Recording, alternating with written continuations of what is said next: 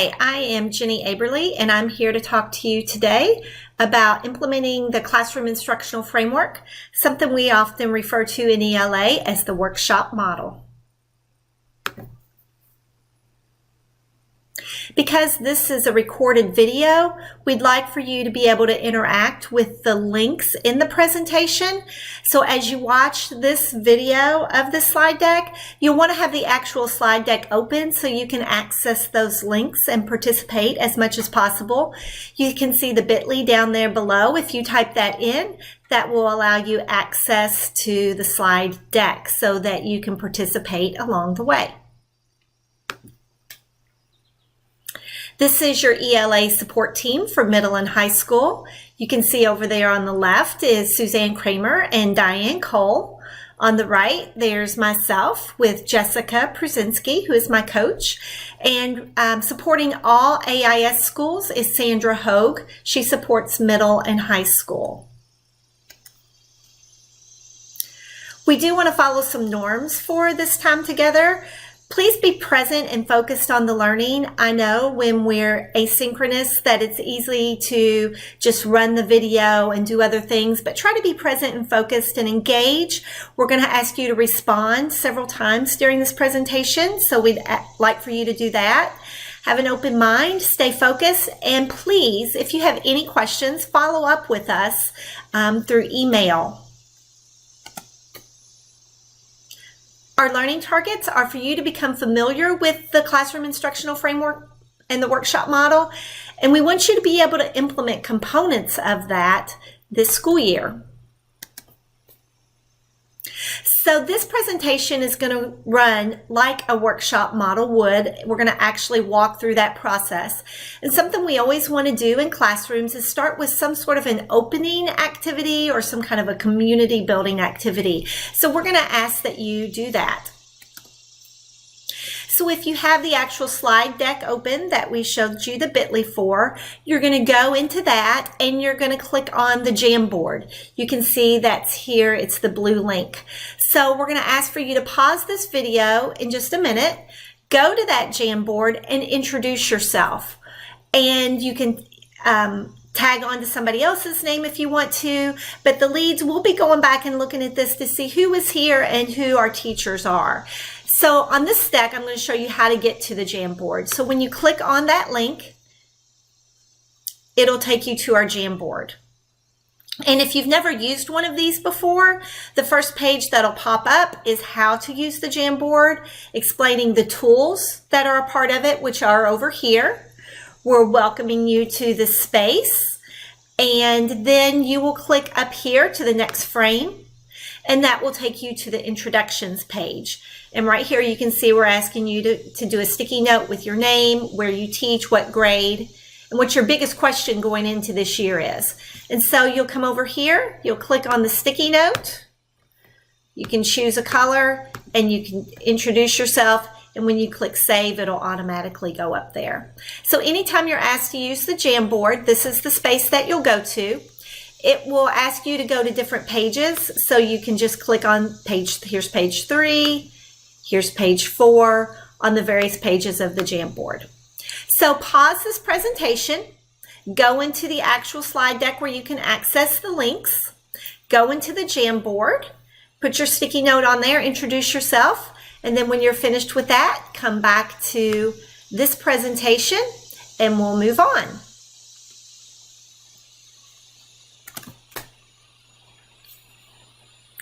So now that we've got to know who everyone is who's participating in this, we're going to move on to the independent practice.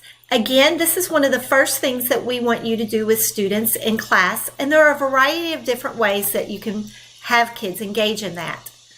We want you to think independently for a minute on what would you consider to be the top 3 characteristics of an effective English language arts classroom. So again, we're going to ask you to pause this video, go to that Jamboard link on page 3, pull up a sticky note, and identify those top 3 characteristics of an effective English language arts classroom. If there are other responses up there when you watch this, you can read some of those other responses and maybe compare responses or write a response to someone else. So pause, go to the Jamboard, reflect.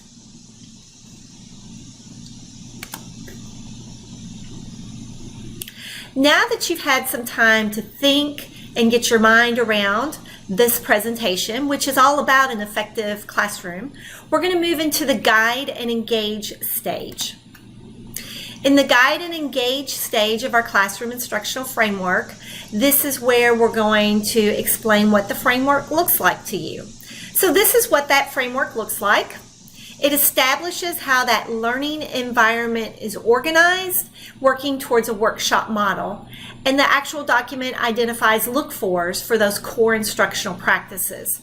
So here you see our classroom instructional framework for English language arts. As you think about the day, you'll start with an opening activity, a guiding purpose, or some independent practice. That's what we had you do here, going to the Jamboard and thinking about those high-quality instructional practices in an English language arts class. Now we're going to go into the guide and engage. You can think of this as sort of the mini lesson stage where you will do some instruction. And that's what we're going to do here for the next few minutes, guide you through this framework. Then is the explore and apply. That's where students do the majority of the work. And we'll talk a little bit more about that. And then finally, synthesize and reflect. That's sort of the closure of the lesson. And then over here, you can see high quality classroom literacy instructional practices. So why the workshop model? Why do we push that in JCPS, and why do we think that's really important? It's because within the workshop model, you can differentiate learning, you can personalize learning, you can do things more individualized for students. It's a student-centered framework where teaching reading and writing and speaking and listening as well is based on this idea that students learn best when they do these things frequently for extended periods of time and on topics of their own choosing as much as possible. So students need three main things in the workshop model. They need ownership of their own reading and writing. We've got to give them time, and we've got to give them options. They need guidance from an experienced reader or writer. That's you as the teacher. You need to model for them, you need to provide feedback for them, you need to help them in their goal to become a better reader and writer. And they also need support from a community of fellow learners. That's really about creating this classroom setting where we're all reading and writing and we're learners together. It's about creating community. And if we meet these three needs for kids, then we're going to give them the time to read and write and to grow. So here's what it is and what it is not. It is not you doing most of the work. It is not worksheets. It is not you doing all of the talking and telling them everything they need to know. It's not kids working alone. And it's not you presenting in front of the whole class for extended periods of time. What we want is for students to do most of the work. We want them to have choice in what they read and write. We want them to talk about what they're reading and writing with one another. We don't want them working in isolation. We want you to be the facilitator, asking good questions. And then students can struggle with challenging tasks and they'll learn from their errors. And then you work with small groups. So it's really this community of readers and writers. When we think about a classroom, we want to make sure they have high quality instruction. On our classroom instructional framework, we have over here on the left, I've cut it out here, some of those practices, which they're high yield evidence-based practices, real world connections, it's culturally relevant, literacy rich, there's small group differentiation, there's time to read and write, it's grade level. Those are some things that we want to see as high quality. What we don't want to see are resources that aren't considered high quality. Some of those are things from Teachers Pay Teachers or just general Google searches. Those aren't the kinds of high quality things that we have for students.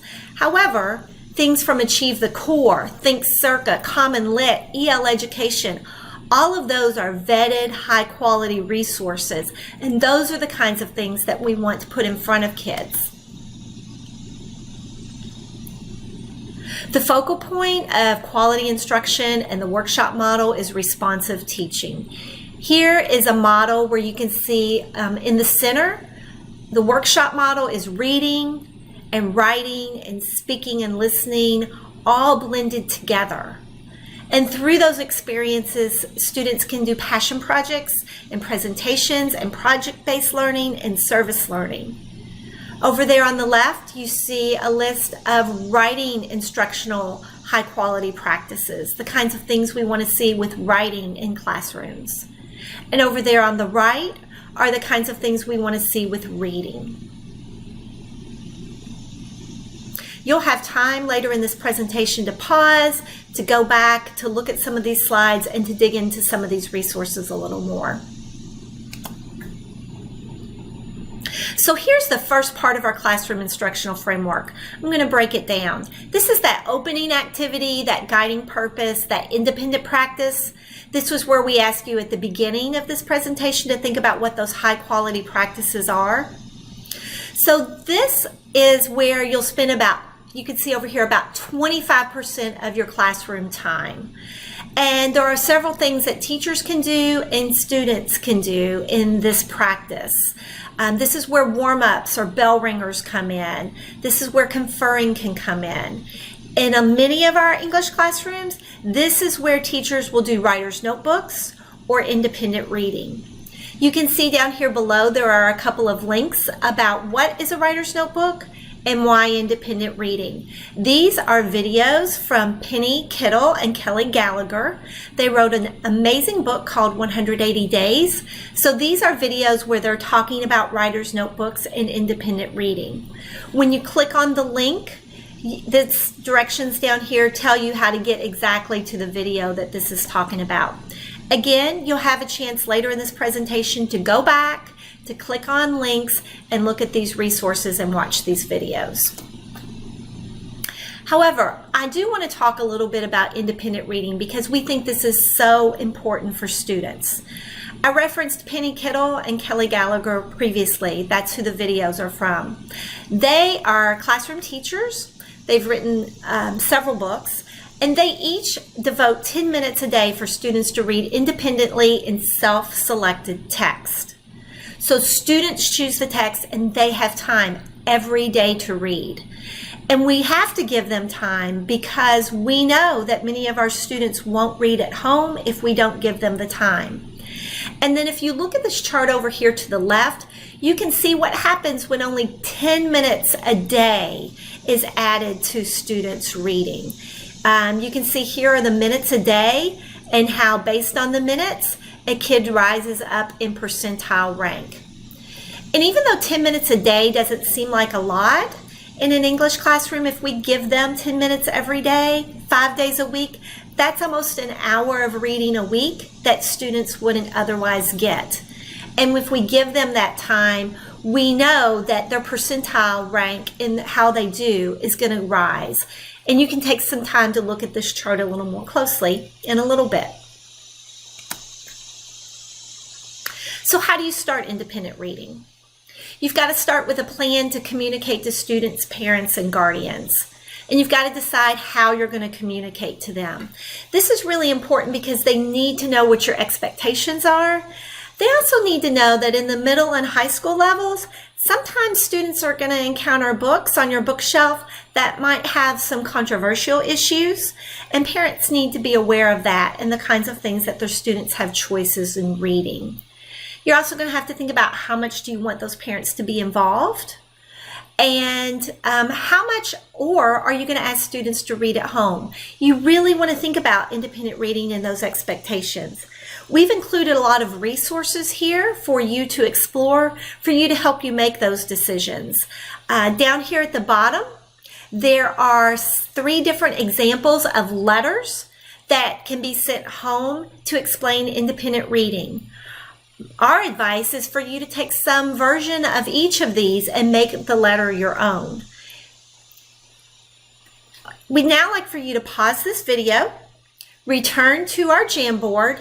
On page 4, identify what you like about the examples. So pause the video, look at those 3 different examples of letters that we have about independent reading. Then go to the Jamboard on page 4 and identify what you like about them.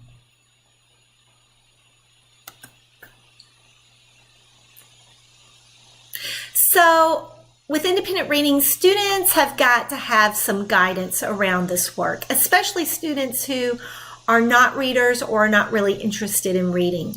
Here are some resources that you'll want to look at. Consider how you're going to use inventories in your classroom. These are to help students and you know what kinds of things students are interested in around reading. These are links here. You can click on them in the presentation and you can explore those more closely. You can also use independent reading as a formative assessment, and it's a great component of personalized learning because it gives students choice. Conferring with students is really important during independent reading. When you're in the classroom, teachers are often tempted to spend that time reading their own books or to check email, but really the best use of your time is to talk to students about what they're reading. You might listen to students read to determine their accuracy and fluency, especially students who are struggling readers. You can ask them questions to determine their comprehension. And asking them questions doesn't mean you have to read all of the books students are reading. We have on the next slide a lot of resources of standards-based questions that you can ask. And whether or not students can answer those questions will let you know if they're reading the book and if they're comprehending that book on the standards level that we want. You can see some other suggestions on this page about ways to confer with students and the kinds of conversations that you can have.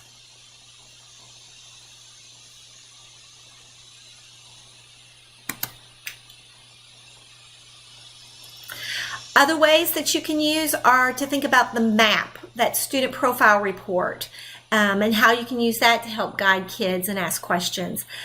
The second bullet, there are a lot of resources there that you can use with students to ask questions, text-based questions. There's a book abandonment form there. Status of the class is where you as the teacher keep up with how kids are doing and what they're reading. And there are 4 examples there for you to explore, as well as some goal setting. So again, you'll have time later in this presentation where you can go back, you can click on these links, you can explore all of these great resources that you can use for independent reading as a formative assessment. The second part of our framework is guide and engage. This is where the teacher provides some sort of guided practice to students. You help them develop connections. You help build some curiosity.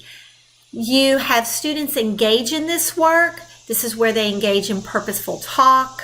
This is where you think about scaffolding, modeling, maybe a read aloud, think aloud. I'm going to talk specifically about the mini lesson. Again, we talked about the opening being about 25% of your class period. Guide and engage is also about 25% of your class period. So if you think of those two components together would be about 50% of your class period. So a mini lesson is explicit instruction. It should be brief, focused on a single, narrowly defined topic, standard or skill that students can implement. And Lucy Calkins talks about when mini lessons are a time to gather that whole class together to explore an issue, to model a technique, or to reinforce a strategy. There are a couple of links on this page that you can explore more about mini lessons. There's an architecture of a mini lesson, which I'm going to go into a little more on these next slides. So there are 4 parts of a good mini lesson. You've got a connection where you activate students' prior knowledge. You've got teaching where you present or model this active topic, skill, or standard. You've got active engagement. That's where kids have time to practice what you just taught them. And then there's a link where you're going to help students figure out how to connect that to what they're reading or writing. We have lots of different sources for mini lessons. Teachers can use our JCPS curriculum frameworks. There are a couple of screenshots there of what those look like as a resource. Ideally, those topics come from your own observations as you confer with your students and you know what their needs are. They also come from the standards, what you know students need to learn. Explore and apply. This is the third component of our classroom instructional framework model. And you can see here, this should be the majority of your class period. 45% of your class. This is where students are doing the work. It might be independent work. It might be small group work. Students are implementing what you've taught them. This is where students can be conferring with you. You're providing feedback. They're learning from their mistakes. They're working together. They're making connections. And there are lots of different things that you can do during this time. So active student engagement. This is where they are actively engaged in the workshop. The majority of this time is them working. During this time, you can be modeling, reading or writing. You can be conferring. The majority of your time will be observing, helping, and conferring with students, though. Finally, our fourth component is synthesize and reflect. You can see here that this is about 5% of your time. This is often referred to as closure and has multiple benefits to you and students. This gives you some feedback on where students are, how they did during the day. It could be a formative assessment, like an exit slip. It could be a small group discussion. It could be celebrating student successes or students reading or sharing something out loud. There are a couple of links here at the bottom that give you a lot of different ideas for what that closure could look like. And here you can see some more ideas of what teachers can use closure for and why students find closure helpful.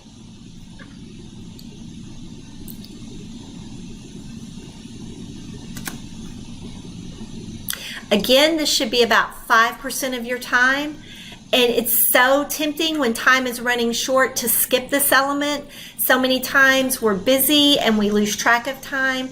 But it's important in the workshop model to track your time and to make sure you don't skip this, because it could be a really important part of time for wrapping things up.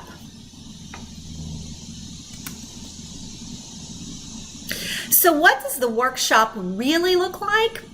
Here are two videos that are actual JCPS teachers, and they explain how they've used the workshop model, and you can see how it looks in their classrooms. On the left is a 12-minute video from Jama Vogt at Atherton High School.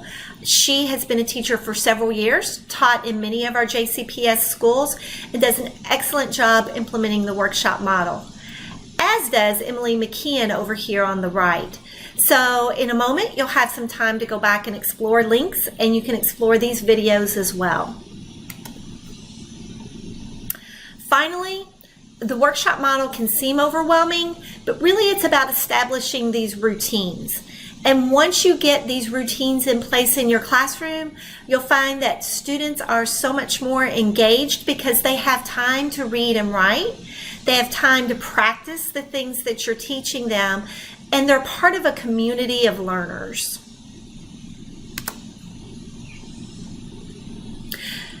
I also need to mention our profile success skills, our JCPS graduate profile and success skills. This is really an important part of our curriculum frameworks because this is the goal for students.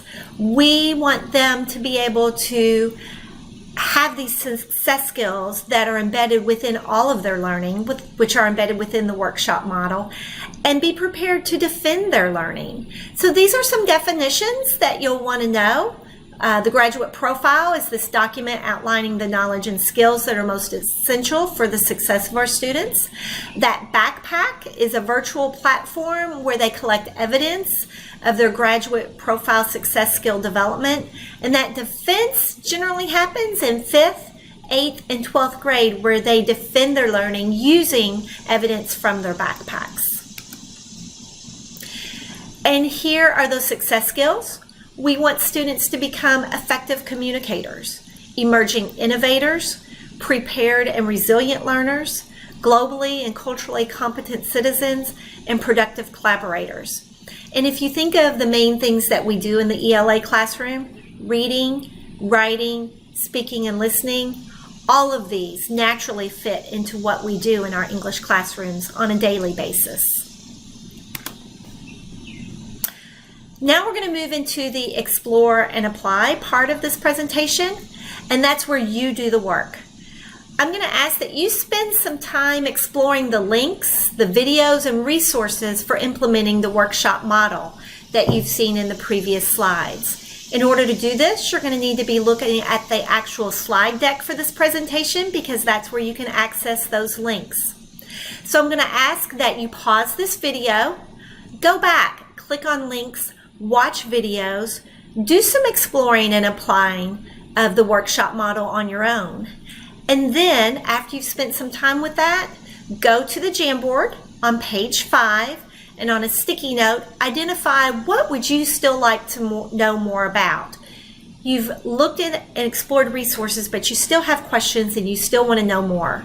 So pause the video, go back, spend some time exploring the resources, let us know what you still want to know more about on the Jamboard, and then come back to this presentation. So now that you've had time to explore the resources, we're going to get to the closure, which is the synthesize and reflect part of our classroom instructional framework. Our learning target was for you to become familiar with that JCPS instructional framework, workshop model, and for you to be able to apply components of that within your classroom. As you think about how you're going to start the school year and you think about this classroom instructional framework, think about what is going to be your first next step toward implementing that in your classroom. Pause this video, go back to our Jamboard, answer that question, and then come back and we'll finish up. Thank you for watching. Thank you for participating and engaging and exploring. If you have questions or need support, we are here to help. Here are our names again. You can find us in the email global list. Thank you so much. Hope you have a great year.